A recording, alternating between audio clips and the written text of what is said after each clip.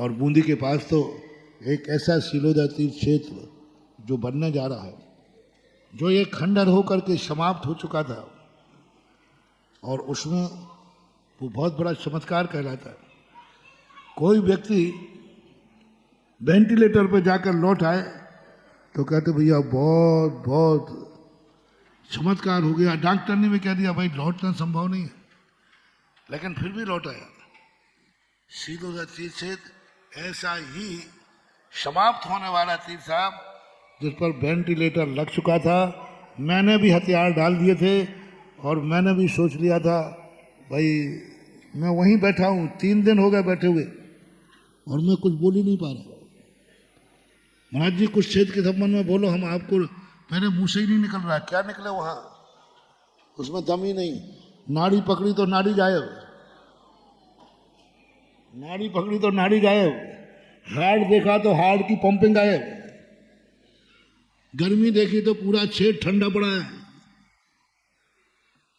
कोई भी गर्मी नहीं नाम की, जीरो एनर्जी थी, बिल्कुल जीरो। सब तरफ से अताश हो गया, पर थोड़ी थोड़ी नासिका में हाथ लगाया तो थोड़ी श्वास चल रही थी। 3 दिन तक मैं एक शब्द भी नहीं बोल पाया।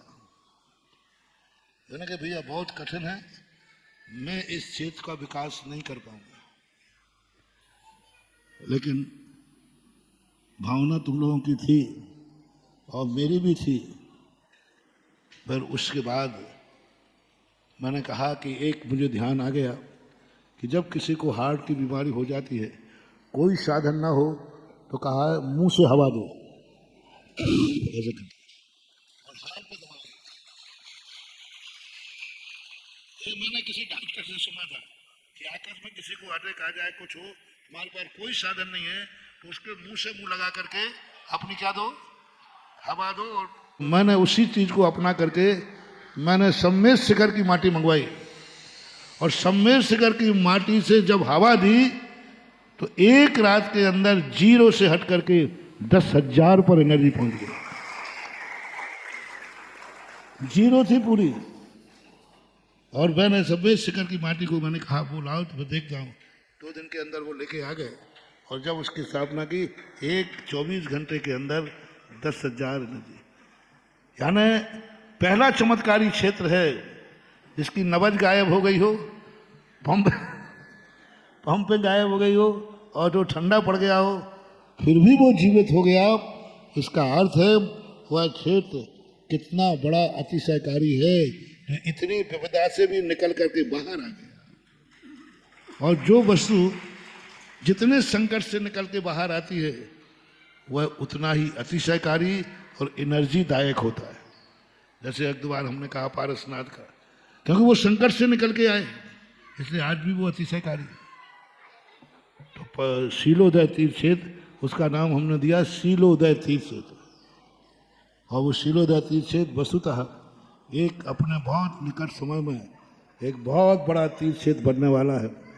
बूंदी वालों, तुम अपना भाग्य समझो कि 5 किलोमीटर पर इतना बड़ा तीर्थ क्षेत्र आपको मिल रहा है, जिसमें इतनी ताकत है कि एक रात भर में 10,000 एनर्जी को बढ़ा सकता है। बहुत कठिन है इतने जल्दी इतना पावर आना। 1,000-2,000 बढ़ती है मुश्किल से, कई क्षेत्र तो मुश्किल से 1-1, 2-2 पॉइंट बढ़ते, 100-200 से ज़्यादा बढ़ता नहीं, लेकिन एक साथ इतना बढ़ना बहुत मायना रखता है।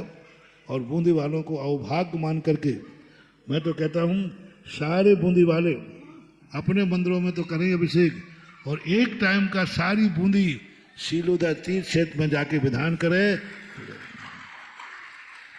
सुबह बूंदी में करो और दोपहर में सीलोदा में जाकर शांति धारा करो, विधान करो, उसका लाभ लो, ऐसा।